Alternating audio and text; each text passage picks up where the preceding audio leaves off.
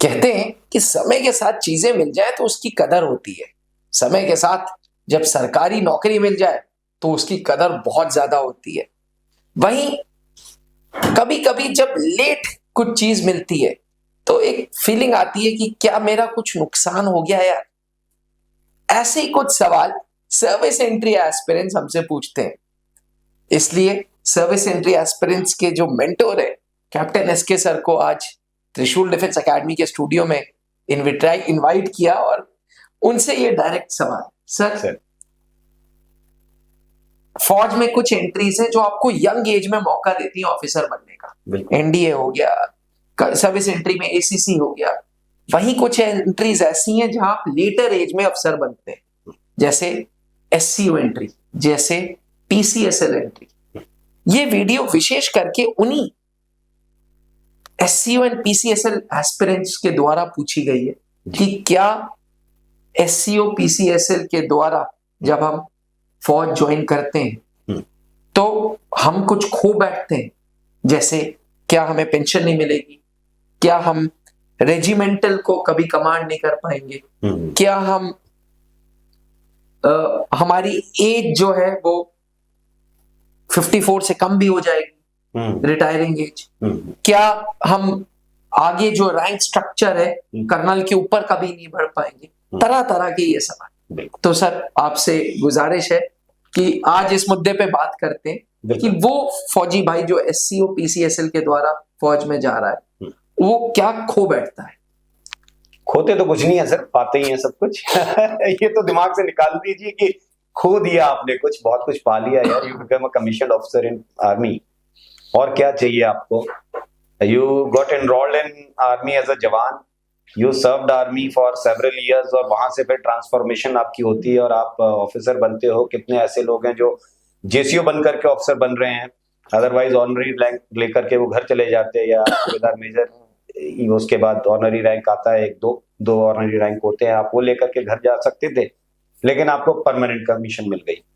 तो ये तो बहुत बड़ा ट्रांसफॉर्मेशन मैं मानता हूं व्यक्तिगत तौर पे किसी इंसान के जीवन में, कि उस उम्र पे आप कुछ बदलाव अपने जीवन में लाते हैं। जिस एज में आप ये बदलाव ला रहे होते हैं वहां पर आप ये मान के चलिए कि आपकी एक नहीं 2 पीढ़ियां 3 पीढ़ियां सुधर रही होती हैं एक साथ। आपने अपने जीवन में जो बदलाव किया होता है वो तो बहुत बड़ी चीज है आपके लिए व्यक्तिगत तौर पे, लेकिन उस बदलाव के लिए जो आपने मेहनत की थी, जो पढ़ाई की थी, जो अपने जीवन को जिस तरीके से जीना शुरू किया था, उस दौरान आपका जो बेटा है, बेटी है, वो आपको देख रहे होते हैं। तो आपके ट्रांसफॉर्मेशन को की गवाही कौन दे रहा है? आपके वार्ड्स, आपके बच्चे। और वो आपसे बहुत कुछ सीखते हैं, मतलब वो मोस्ट लाइकली उस रास्ते पे चलने की कोशिश करते हैं जिस पे फादर चलते हैं। सभी के साथ ऐसा होता है। और फिर वो अभी अपने जीवन में, मतलब आपकी 2 जनरेशन तो वैसे ही सुधर गई है ना, तो आपने खोया कुछ नहीं है, पाया है। सेकंड, जो आप ये सोच रहे हैं कि जी पेंशन मिलेगी नहीं मिलेगी, दूसरा जो सवाल मुझे जहां याद है, बिल्कुल पेंशन मिलेगी अगर आप परमानेंट कमीशन है। ठीक है, सिर्फ एएनसी एनटी एक ऐसी एंट्री होती है जो शॉर्ट सर्विस में आती है, उनको भी मौका दिया जाता है परमानेंट कमीशन में कन्वर्ट होने के लिए। आप में काबिलियत है, आप बाद में परमानेंट कमीशन में कन्वर्ट हो जाइए, बट परमानेंट कमीशन एएनसी एनटी ने बहुत समय से बंद कर दी है। अब वो जो है शॉर्ट सर्विस से ही इनटेक लेते हैं, और शॉर्ट सर्विस मिलने के बाद फिर परमानेंट में आपको कन्वर्ट करना है नहीं करना है, यह आपके ऊपर डिपेंड करता है, या आपके काबिलियत पर डिपेंड करता है कि वो आपको कन्वर्ट कर रहे हैं कि नहीं कर रहे हैं। दोनों की इच्छा। उनको छोड़ करके अगर आप ये बहुत क्लियर मानिए, if you are short service commission, कोई पेंशन नहीं है फौज में, कोई भी एंट्री हो। अगर शॉर्ट सर्विस है आपकी एंट्री कमीशन, जो नेचर ऑफ कमीशन अगर शॉर्ट सर्विस है, तो आपके लिए पेंशन नहीं है, फिर आप किसी भी एंट्री से आए। और अगर आप परमानेंट कमीशन में हैं तो आप किसी भी एंट्री से आए, आपके लिए पेंशन है। सरकार का ये नियम है। परमानेंट कमीशन अगर है, एससीओ पीसीएसएल दोनों परमानेंट कमीशन है, आप बिल्कुल जाएंगे। आपका जो प्रमोशन है, ये भी आप सबको पता है कि जो कर्नल रैंक की जो कलर सर्विस एज होती है, retiring age, that is 54 years. तो 54 साल के ऊपर आप नौकरी नहीं कर पा रहे हैं, ठीक है। 54 साल में अगर आप कर्नल बन रहे हैं तो बिल्कुल बन रहे हैं।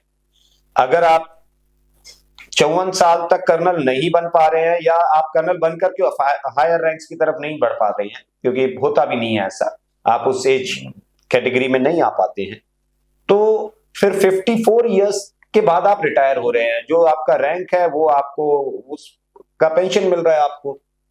Suppose 54 years is for colonel rank, तो उसके बाद आपको कर्नल साहब की एक पेंशन मिल रही है, और आप 4 साल के रिसेटलमेंट में आ रहे हो। आप चाहो तो 4 साल और वापस आ सकते हो फौज के अंदर, जो 2-2 साल का रिसेटलमेंट होता है 4 ईयर्स, वो आप वापस आ सकते हैं, तो भी आप काम कर रहे हैं। तो भाई 58-60 साल तक तो आपने कर ही लिया काम। सर यहाँ एक सवाल है, जो वर्क प्रोफाइल है वो भी मतलब सेम है? कोई ऐसा तो नहीं कि भाई तुम एससीओ वाले हो, तुम यार पीसीएसएल वाले हो, तुम्हारे लिए यार तुम ये काम नहीं कर सकते? जी जायज बात है, आप वो काम देखिए स्पेसिफिक है। पीसीएसएल एंट्री बिल्कुल स्पेसिफिक एंट्री काम के लिए ही ली जा रही है।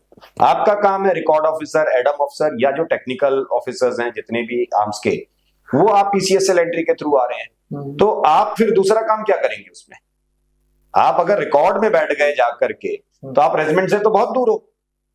अच्छा, आप रेजिमेंट में आओगे ही नहीं, है ना। तो आप भाई किसी भी रिकॉर्ड में जाकर के तो काम करोगे, ठीक है। अगर आप एससीओ एंट्री के थ्रू आ रहे हैं, तो एससीओ एंट्री का जो मेन पर्पस होता है वो होता है क्वार्टर मास्टर ड्यूटी। बट क्योंकि क्वार्टर मास्टर रेजिमेंटल लेवल पर होते हैं, तो अब अगर कोई एससीओ एंट्री अगर रेजिमेंट में आ गया है, वो क्वार्टर मास्टर की ड्यूटी कर रहे थे, और कोई मान लीजिए छुट्टी चला गया कोई दूसरा ऑफिसर, और वहां पर ऑफसेटिंग आपको करना पड़ रहा है, तो आप करेंगे। आप कंपनी कमांड भी कर सकते हैं अपनी, आप ऑफसेटिंग कंपनी कमांडर हो सकते हैं, आप ऑफसेटिंग ट्वाइस ही भी हो सकते हैं, क्योंकि रेजिमेंटल कमांड आपको नहीं मिलती है, since staff college is not allowed for SCO and PCSL entry. अच्छा, स्टाफ कॉलेज अलाउड नहीं? हाँ, स्टाफ कॉलेज इनके लिए अलाउड नहीं होता है सर। और रेजिमेंटल कमांड लेने के लिए स्टाफ कॉलेज मिनिमम जो एलिजिबिलिटी है, पहली जो सबसे बड़ी एलिजिबिलिटी मानी जाती है, वो होता है आपके स्टाफ कॉलेज। तो आपने स्टाफ कॉलेज किया नहीं है, तो दो you can become colonel, but you will not be getting regimental command. ये है, इसमें अब कोई दो राय बात होनी नहीं चाहिए, इसमें बुरा भी नहीं लगना चाहिए कि हम क्यों नहीं कर रहे हैं या कैसे नहीं कर रहे हैं। भाई वो नॉर्म्स हैं, लिखे। सर कोई भेदभाव भी है कि ये यार नॉर्मल एंट्री वाला है, ये सर्विस एंट्री वाला है? नहीं, देखिए ऐसा कोई भेदभाव नहीं है। आप ऑफिसर हैं, और बिल्कुल ऑफिसर को सभी को बराबर वैल्यू दी जाती है। आप उसी मेस में एक साथ खाना खा रहे हैं, तो ये तो दिमाग से आप हटा दीजिए कि कोई आपके साथ दुर्व्यवहार किया जाता है या भेदभाव किया जाता है। ऐसा कोई भेदभाव नहीं है। हाँ, ये जरूर देखो, एक मैं व्यक्तिगत तौर पर ऐसा मानता हूं, एनडीए जो है ये सबसे प्रोमिनेंट एंट्री मानी जाती है। 1990 से लेकर के अभी सर 2026 है ना, स्टार्ट ही होने वाला है।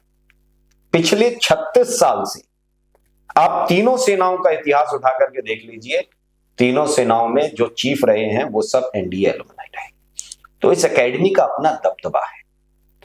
जब वो रेजिमेंट में आते हैं तो वो उनको थोड़ी जवाबदारी ज्यादा बढ़ा के दी जाएगी, क्योंकि उस व्यक्ति से हमें आगे चल करके एक जनरल कार्डर भी ढूंढना है ना। तो उसके कोर्सेज थोड़े टफ होंगे, उसके जो वर्किंग कंडीशन है, जैसे उसको जवाबदारियां, अगर मान लीजिए कोई एनडीए का आया है, कभी कभी ऐसा भी होता है कि लेफ्टिनेंट साहब ही जो है एडजुटेंट की ड्यूटी कर रहे होते हैं। लिखित तो यह है कि मेजर साहब एडजुटेंट होने चाहिए, बट ऐसा नहीं हो पाता है। तो जवाबदारी भी क्यों दी जा रही है? क्योंकि वहां से उन्हें वो जनरल कार्डर निकालना है, तो वो एंट्री के हिसाब से है।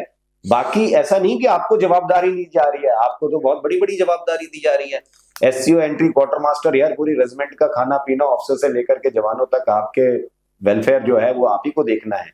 अगर कोई व्यक्ति परेशान होगा तो पहले आपके पास ही आएगा। फिर दूसरा, अगर आप मेजर साहब बन गए और फिर लग रहा है कि रेजिमेंट में कोई स्कोप नहीं दिखा है, तो आप किसी फॉर्मेशन हेडक्वार्टर में अटैच हो रहे हैं, वहां भी जाकर के वेलफेयर ड्यूटी कर रहे हैं। तो मेजरली देखिए क्या है कि एससीओ और पीसीएसएल का जो वर्क है वो एडमिनिस्ट्रेटिव ड्यूटीज के लिए ज्यादा है, और वही अपना काम करिए। जो काम मिला है सरकार की तरफ से उसको ईमानदारी से करेंगे तो आप कभी दुखी नहीं रहेंगे। और अगर आप ये सोचेंगे कि नहीं जी मुझे ये मिल गया ये क्यों नहीं मिला, तो यार grass always looks greener at the other and, है ना। उससे पूछो जिसकी थाली है, दूसरे की थाली में हमेशा खाना ज्यादा ही लगता है। सही बात। उनकी तकलीफें सोचो कभी कि जी यार जो वो लोग हैं। अभी देखिए सर, मैं बहुत इनको ये अभी एससीओ पीसीएसएल वाले इस तरीके से परेशान होते हैं। आपको शायद ये नहीं पता होगा कि एसीसी एंट्री, अब उसको तो देखो एक नया लड़का होता है वो किस सपने के साथ कमीशन लेने के लिए सोचता है ना। बट वहां भी जो रेजिमेंटल कमांड है वो स्टाफ कॉलेज भी कर लेते हैं, बट उसके बाद भी उन रेजिमेंटल कमांड जो है उसकी प्रोबेबिलिटी एसीसी में 30% है। 70% एसीसी कैंडिडेट्स को भी रेजिमेंटल कमांड नहीं मिलती है, वो भी कर्नल रैंक से बेचारे वापस आ जाते हैं। वो तो स्टाफ कॉलेज करके भी नहीं बन पाए, और आपको यही तकलीफ है कि हमको स्टाफ कॉलेज मिल नहीं रहा है। तो उनकी भी तकलीफ देखिए कभी। जो जवाबदारी आपको मिली है उसको आराम से निभाइए और अपने जीवन में एक बदलाव ला रहे हैं, यही आपके लिए बहुत बड़ा चीज है, जो कि आप अपनी फैमिली के लिए, इस ऑर्गेनाइजेशन के लिए बहुत कुछ करके देके जाते हैं। रेजिमेंट से अगर एक जेसीओ साहब रिकमेंड होकर के जा रहे होते हैं तो उस रेजिमेंट में सर अगले साल से देखना एक नया कल्चर शुरू हो जाता है कि जवानों पे नेचर ऑफ कमीशन देखेंगे, हर एक बंदे के अंदर क्या पोटेंशियल है, चलो भाई इनको ऐसे एसीसी के लिए तैयार करो। एक जेसीओ साहब जो पीसीएसएल में रिकमेंड होकर के जा रहे हैं वो क्या पीछे छोड़ के जा रहे हैं अपनी रेजिमेंट के लिए। जिंदगी जीने का मतलब ये नहीं है, बहुत क्लियर रखिए अपने जीवन में, जिंदगी जीने का मतलब ये नहीं कि आपने क्या पा लिया, आप अपने पीछे क्या निशानियां छोड़ के जा रहे हैं, क्या लोगों को स्टेपिंग स्टोन्स, क्या लेगेसी छोड़ करके गए हैं, वो जीवन जीने का पर्पस होता है। आप अपनी रेजिमेंट से उस दिन कमीशन ऑफिसर बनकर के दूसरे कहीं चले जाएंगे, लेकिन उस रेजिमेंट के लिए बहुत कुछ छोड़ के जाते हैं। आप अपने परिवार के लिए, अपने गांव के लिए बहुत कुछ छोड़ के जाते हैं। उस पर विश्वास रखिए, वो उसमें खुश रहेंगे। Thank you so much sir. और जवान भाइयों, एससीओ एंड पीसीएसएल एस्पिरेंट्स, परेशान होने की जरूरत नहीं है। बड़ी बात यह है कि पहले कमीशन अफसर बनो, you will have all the perks, all the benefits जो किसी अन्य कमीशन अफसर के होंगे, वो सारे रिस्पेक्ट से लेके सारे बेनिफिट्स आप भी अवील करोगे। और अगर सर्विस एंट्री के थ्रू कमीशन अफसर बनना है तो भैया त्रिशूल डिफेंस एकेडमी का ऐप डाउनलोड करो, क्योंकि ये एक ऐसा ट्रस्टेड प्लेटफॉर्म है जिसने हर एक सर्विस एंट्री में रिजल्ट्स दिए हैं, चाहे एसीसी हो, चाहे एससी हो, चाहे पीसीएसएल हो, चाहे एमसीएनटी हो। और ये शख्स जो मेरे बगल में बैठे हैं, ये शख्स कैप्टन एसके सर ही सर्विस एंट्री को मेंटर करते हैं, अपने अकॉर्डिंग कैंडिडेट्स को टेम करते हैं, उनकी पर्सनालिटी पे काम करते हैं। और संडे हो या मंडे, मुझे ये नहीं पता कि आप रोज अंडे खाते हैं या नहीं खाते, लेकिन ये जरूर पता है कि हम त्रिशूल डिफेंस एकेडमी के इस प्लेटफॉर्म पे रोज सर की क्लास देते हैं। तो आज ही त्रिशूल डिफेंस एकेडमी का ऐप डाउनलोड करें गूगल प्ले स्टोर पे एवं एप्पल iOS स्टोर पे, और एसएसबी इंटरव्यू कोर्स से जुड़े। अधिक जानकारी के लिए नीचे लिखे हुए हेल्पलाइन नंबर पे संपर्क करें। थैंक यू, जय हिंद। अब डिफेंस एग्जाम क्रैक करना हुआ और भी आसान, त्रिशूल डिफेंस एकेडमी लेकर आए हैं बिल्कुल ही एडवांस लर्निंग ऐप। तो आज ही ज्वाइन करें और स्टार्ट करें अपनी ऑनलाइन क्लासेस।